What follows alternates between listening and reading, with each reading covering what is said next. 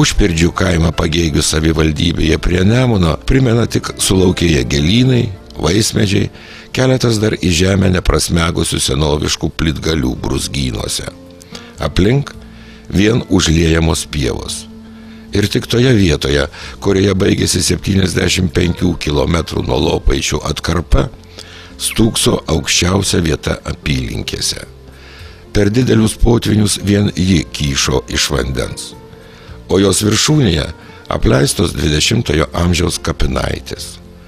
Kurmių į paviršių išstumtame smėlyje gulėjo keletas dirvožemio frakcijai nebūdingų gabalėlių, kurie, kaip sakė eksperimentinės archeologijos klubo prezidentė Daiva Luchtanienė, yra degintas kaulas ir medžio anglis. Vadinasi, galima teigti, kad šioje kalvelėje turėtų būti ir degintinų kapų.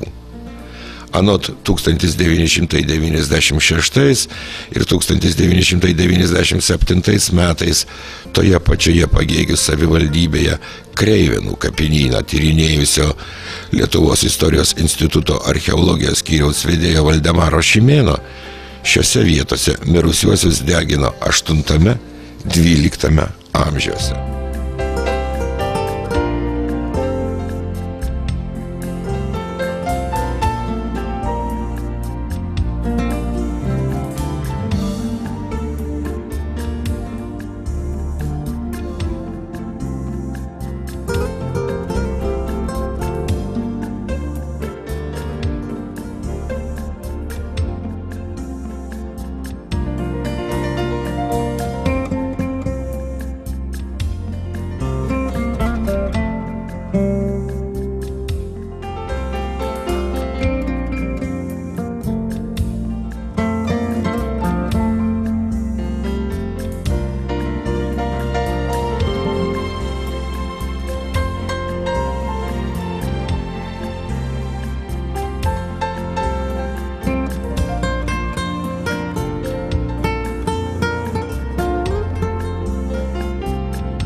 Ant Šventosios kranto Būtingėje ąžuolų giraitė. Kitoje Palangos Liepojos kelio pusėje gyvenantis Augustas Narmontas pasakoja, kad ji buvo didesnė. Augo čia kelių vyrų neapglėbiami medžiai, bet juos nukirto tiesdami naftotiekį į Mažeikius. Augustas mano, kad senovėje čia buvo šventų ąžuolų giraitė. Palangiškiai, būtingiškiai anot jo tai jaučia ir kasmet renkasi švęsti rasų. 75 km apskritimas apie Lopaičius gražiai priglunda prie dabartinių Lietuvos sienų ir jūros kranto bylodamas, kad Lopaičiai yra tiksliai Žemaitijos centre tarp Vadaksties, Nemuno, Dubysos ir Šventosios upių.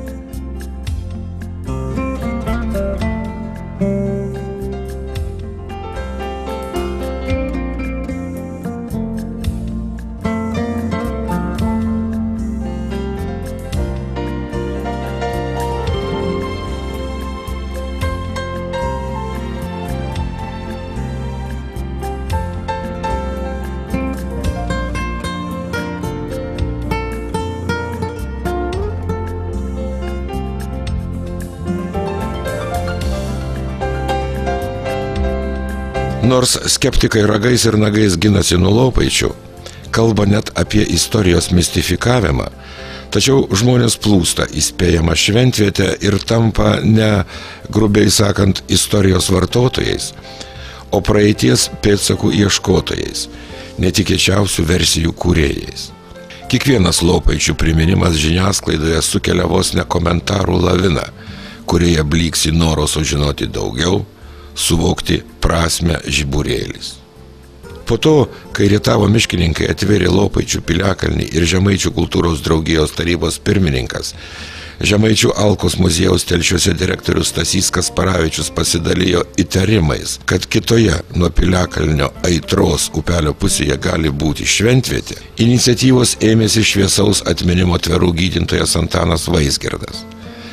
Jo pramintų taku į Lopaičius dabar plūsta lankytojai. Rietavo miškų urėdijos iniciatyva šalia Lopaičių esančių Vembutų akmenį, suspėjamų jame pavaizduotų žmogaus veidų, tyrinėjo Lietuvos policijos kriminalistinių tyrimų centro trasologijos laboratorijos vedėjas Žalnerauskas, Geografijos ir geologijos instituto skyriaus vadovė Skridlaitė ir skulptorius Vaškys. Jie nutarė, kad vis dėlto didelė tikimybė, jog veidą akmenyje ištašė žmogaus rankos. Tuo įsitikinęs Vaškys. O Žalnerauskas ir Skridlaitė sako, jog dar reikėtų patyrinėti aplinką, kurioje jis rastas. Aplinka Lopaičiuose, Vismalduose ir pačiuose Vembutuose sako, jog čia galėjo atsirasti skulptūra. Netgi nenuodėmi manyti, kad akmuo tašytas 1252 metais ir jame pavaizduotas didysis žemaičių kunigaikštis Vykintas. Nes po tais metais buvusio žemaičio mūšio su Mindaugo kariuomenė ir jo samdiniais Vykintas kronikose nebeminimas. Gal žuvo, gal mirė nuo žaizdų, ar sulaukęs garbaus amžiaus, o kažkas iš žemaičių bandė jį įamžinti akmenyje. Vis dėlto, kodėl apie spėjamas šventvietės bylojantis akmenys guli vietose, kurios žemėlapyje sudaro aiškę, net mėgėjiškais matavimais nesunaikinamą sistemą? Gal vis dėlto Lopaičiai ir aplink juos esančios spėjamos šventvietės draugiška žmogui energiją jautusių protėvių surastos ir garbintos vietos? Dabar vargu ar pavyktų tai padaryti, nes, kaip sako radiostezininkas Jonas Jukonis, dabartinis įtemptas politinis ir ekonominis gyvenimas turi ryšį su milžiniškais elektromagnetinių impulsų srautais, kurie beveik 200 milijonų kartų viršyje tuos, kurie veikė mūsų protėvius 20-ojo amžiaus pradžioje. Tad vėlgi nenuodėme manyti, kad 1000 metų iki 20-ojo amžiaus žmonės ne matavimo prietaisais, o jutimais nustatė žemę apjuosusių energetinių linijų susikirtimus ir čia kūrė šventvietės. Fizikai skeptiškai žiūri į tokius samprotavimus ir sako, jog žino tik gravitacinę, elektromagnetinę ir atominės energijas, o kokia pulsuoja žemę juosiančiose linijose, net nenumano. Tuo labiau, anot jų, turėtų nepatikimai atrodyti bandymai jas rasti prietaisais. Kartas nuo karto apie tai pasigirsta kalbos, bet ir užgęsta. Iš žemės sklindančius virpesius tyrinėjęs daktaras Stasys Šimaitis pasakoja, kad buvęs ne vienas bandymas rasti taip vadinamą planetos energetinį tinklą arba gardelę, tačiau apie patikimus rezultatus vargu ar galima kalbėti. Latvių mokslininkai šiam darbui buvo pasitelkę bites.